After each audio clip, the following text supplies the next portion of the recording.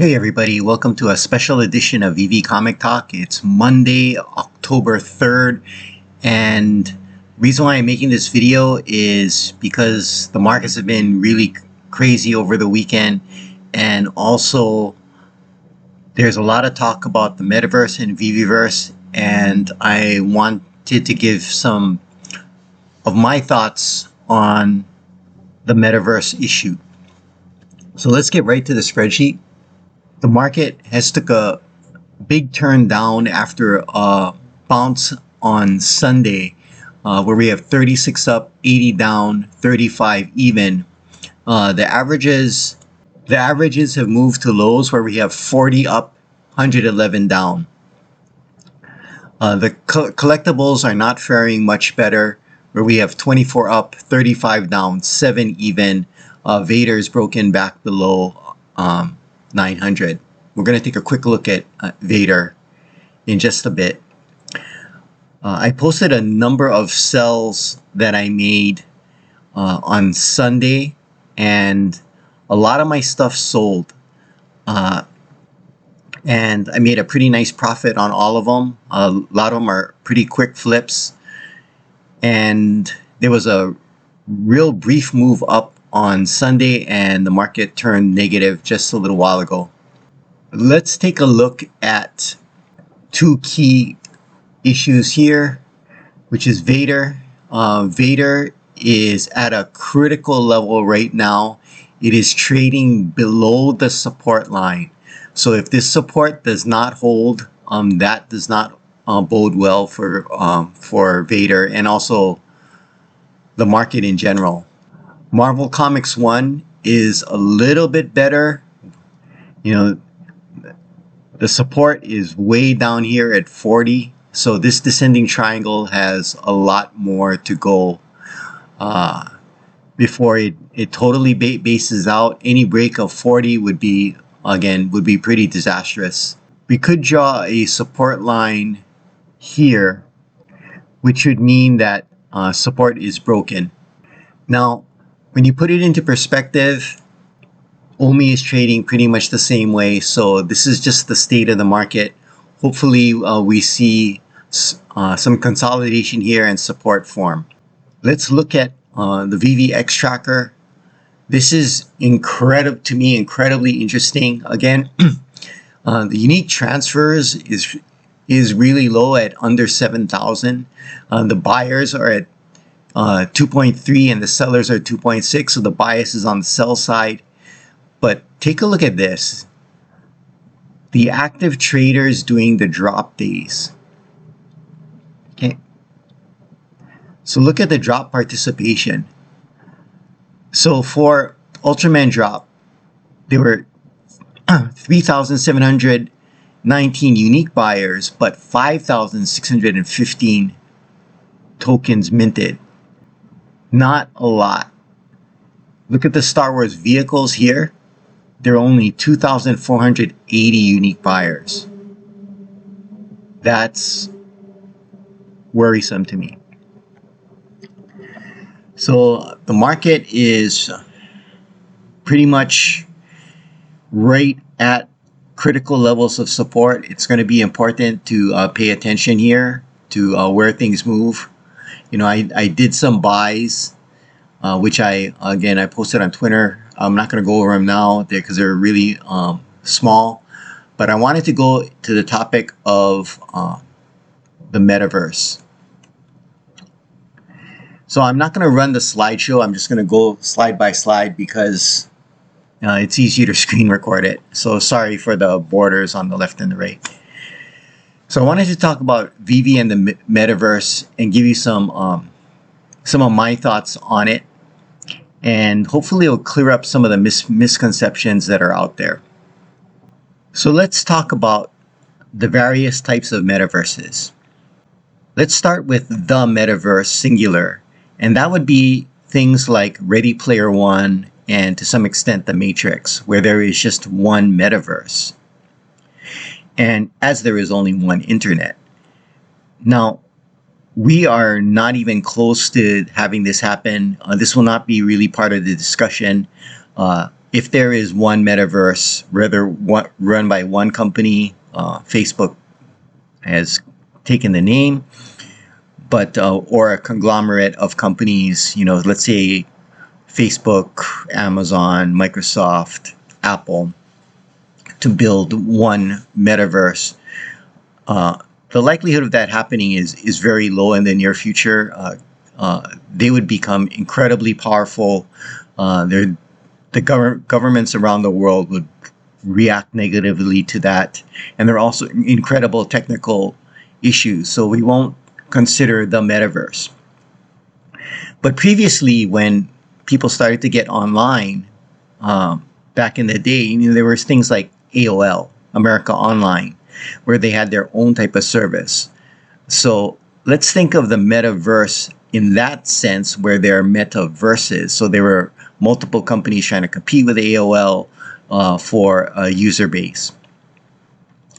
So we will break the metaverses, plural, up into two types, and I call them the open gardens, where things are interoperable, and the walled gardens. And VeVe is an example of a walled garden, where it is not interoperable. You cannot take what you have in the garden or that specific metaverse to another metaverse.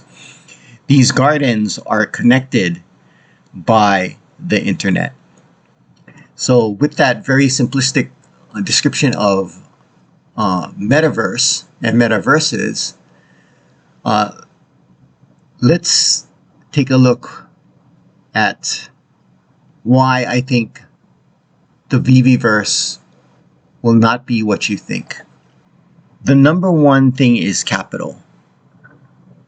My personal opinion is VeVe will not have the funds to build something like a Fortnite or a Minecraft. The server farms Microsoft has for Minecraft are enormous, and the AWS resources that Epic Games has for Fortnite are extremely capital intensive and are backed by their enormous user base in the tens of millions of users. So without VeVe being either bought out or partnering with a larger company, they will not have the capital to build a metaverse like a Fortnite or a Minecraft. Another issue that they have is the limited licensing, and the VeVe team has talked about this. This is one great thing that I really love about the VeVe team is they're telling us all this. We just have to listen. They're saying why interoperability is going to be difficult is because of the licensing from a lot of the various IP providers. The license for our collectible, let's say a Vader, since we talked about Vader, is limited to the VeVe platform, to that walled garden. So it cannot be taken to another platform. So the limited licensing is an issue. The other one is, and I've talked about this in the past, and Reese has talked about this in the Superstar Money video, their AMA, and he made it very clear. One of the problem is, he said, the current collectibles have no skeleton, and it'd be very difficult for them to build a skeleton. So in more specific terms, and I'm not a 3D modeler, I understand it very vaguely, is that there's no animation rigging or rigging behind the model, thus it cannot be moved. That's why again, Superstar Money guys did a video on the poses, and that's why the collectibles need to be posed, because there is no skeleton, so you can pose them themselves. Without a skeleton, it cannot be moved. So if people thought that, okay, well, we're going to take our Marvel Mighties, or we're going to take our cars and drive them in a like a Ready Player One type world, or even like a Fortnite world, it is currently not possible. And as Reese said in the AMA with Superstar Money guys, that it would be prohibitive. He's not ruling it out, but the likelihood likelihood is low. So how would it work then in that type of world?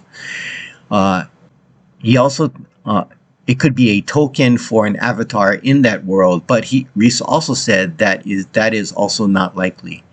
And to me, one of the big issues as to why that is not likely is the mint numbers are too low. And I got to talk about this in another video, but you may think, wow, the mint numbers are super high. Well, the mint numbers are super high only because we have so few users. But if you wanted to make a game, let's say you wanted to make a game with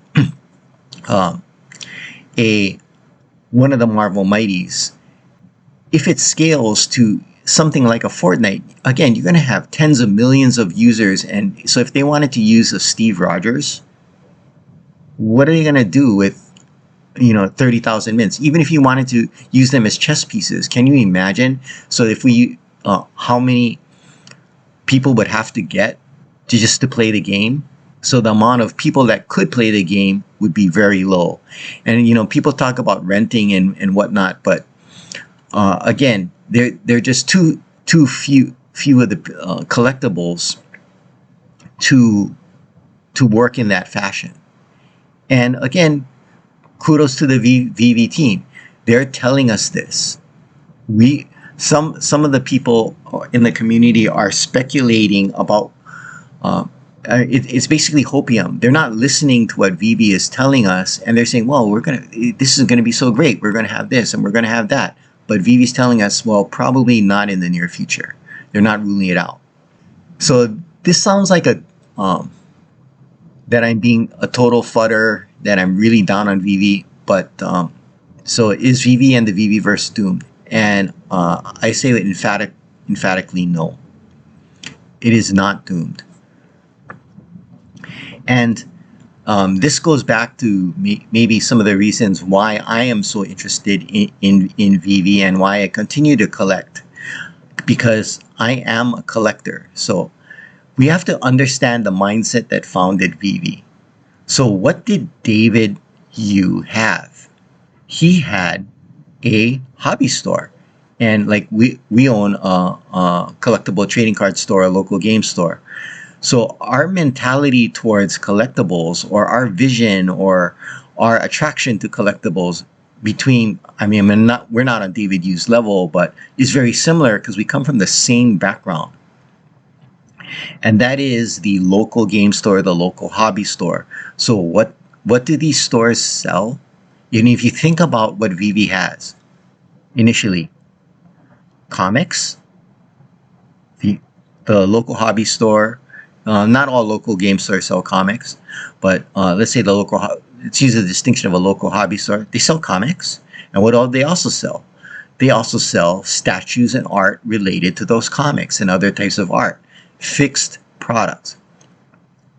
Exactly what VeVe has. We're on the trading card side, so we also have sell trading cards, again, Magic, Yu-Gi-Oh, Pokemon. And to me, that is a huge piece that hopefully VeVe gets into, whether it be Pokemon or another card game. So is the VeveVerse doomed? No. And because there is a huge market for that digital version of these particular markets, whether it be art, comics, trading cards. So it's a very, very different type of metaverse. It'll be restricted and refined to people who want to, go to the physical local hobby store, or who trade on eBay, or who go to the local game store. That's where I believe the VeveVerse should start and grow from. So people can get into one platform. And one of the things that is called that's called an IVWP, an integrated virtual world platform, where people with similar interests can get together and to congregate and to discuss and meet people, to trade, buy, sell. that would be, an to me, the first extension of VeVe's move to the quote-unquote metaverse. Now, for those that want more, I don't know if VeVe wants more, it's going to need to take the form of a major partnership or a buyout. And I'm going to make a video of what I think about who would be great candidates. And I won't tease it right now. I'm still kind of formulating it in my head. I've been thinking about it a lot. And definitely Disney is not one of them. So that'll be my little preview. So in general, one of the problems, I think, with how we're looking at, or some people are looking at VeVe is, I think they're thinking, in my opinion, it is what it isn't. It's not. It's not meant to be a Ready Player One. And it is far from being a Ready Player One. And I do believe if we listen to what VeVe is, the VeVe team is telling us, that would be very apparent. Now, I could be totally off base. I really don't think so. But anyway, so if that being the case, why are we crashing? Well, to me, there are two basic reasons. And why is the user base so low? To me, there are two basic reasons. One of, okay, there's the macro, but on the other side is, and I'm looking at from our card shop in Hawaii. Yeah, the macro is bad, values are down, but our sales are not down. Our user base is growing, even online. The amount of orders that we're having are have grown tremendously through the pandemic. And even in this bear market, there are more people that want our products, mostly online, that we're shipping through things like eBay and a company called TCG Player, and from our website. So the market is there, the margins are lower, but there are people spending.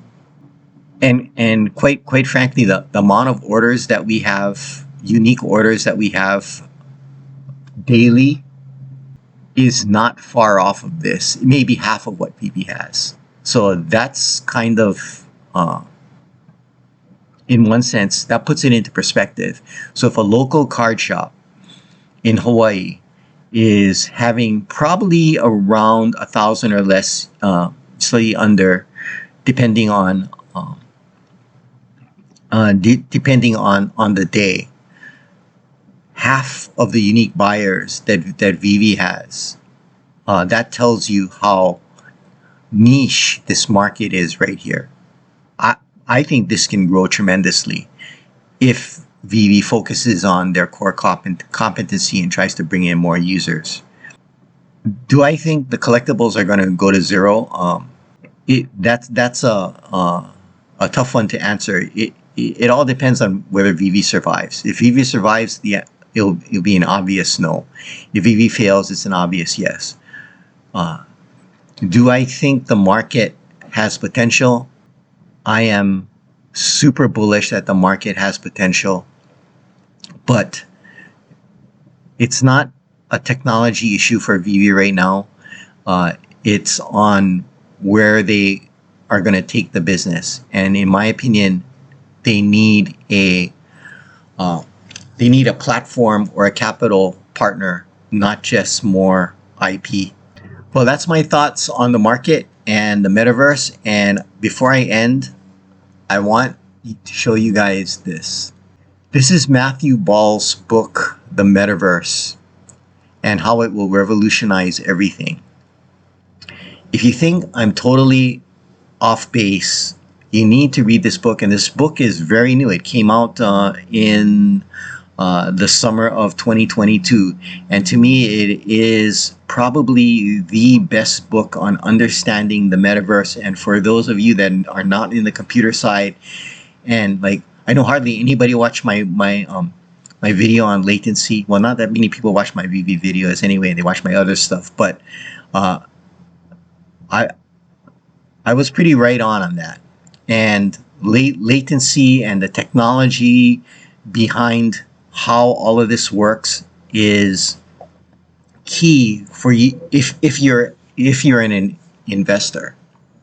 So take a look. You can download this book online. I bought the Audible version. I'm a big Audible fan, but that's another story. So I want to end with one thought, and that's the difference between collectors and investors slash people who want to make quick money. And I'm a firm believer that there is no one right answer. There is no one right way. And I preach this a lot in my training, my martial arts training. But anyway, let's get to it. I am a collector. Unfortunately, I don't have pictures of my old office, but my old office was filled with Star Wars stuff. I mean, posters, Funko. I mean, people would drop off dolls and everything. It was just like every inch of it was filled with stuff. Did that stuff have value?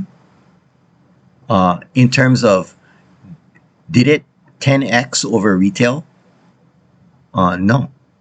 But it had emotional, it had, in some sense, spiritual value to me. And it made me feel great just being in that environment. I didn't check the prices of it. Now, I have comics that I collect and that I used to try to improve on. I haven't bought physical comics in a while, but maybe I'll show you some of those one day. But those, I took the point of view of basically what I'm doing now on VeVe is like, okay, continually trying to improve it, buy it, keep it, and then hope, if I can sell it to get a better version or better condition, I'll do that. And just like what I'm doing with the mint numbers here and expanding my comic collection on VeVe. And the VeVe team has always said it's a collectible app. What's driving the prices down, in my opinion, it's that we need more collectors. Right now, it's all talk about, okay, let's see how much money we can make. Oh, it's a bear market. Right now it's a bull market. We want everything to go up, up, up, so we can sell it and cash out. I think, in my opinion, it's going to be very difficult for VeVe to survive if that is the sentiment of the majority of the people that are in the community. If they just want to make money to cash out, to buy a house or to buy a Lambo or whatever, it's not going to survive. It's going to fail like every other one that's come before it. I mean, if for you crypto guys, if you remember BitConnect, it's the kind of same thing, right? It's just a pump and dump. It's it turns into a Ponzi type scheme. But if you listen to the VeVe team, that's not what they want. It's a collectible app. And, it's for those people, and it's going to be a niche market for those people that enjoy picking up the latest version of a digital version of a silver or golden age comic that we can't get in the physical world anymore. That we can build our collection, we can read our comics, or that we're Star Wars fans and we want to, collect the various models just as we did in the real world. If the community shifts to that and VeVe targets that market and brings in more collectors, I believe VeVe and the VeveVerse will survive. If it doesn't and it becomes this crypto entity, VeVe's not going to survive. So anyway, this has been one of my longer videos. I felt I had to talk about the metaverse. Please read this book. You will not be disappointed. It's Matthew Ball's The Metaverse. It will help you understand where we've been, where we are, and where we're potentially going, and the enormous, and I cannot understate it, the enormous difficulties to build the metaverse or a large one of the metaverses. Thanks for watching, and aloha.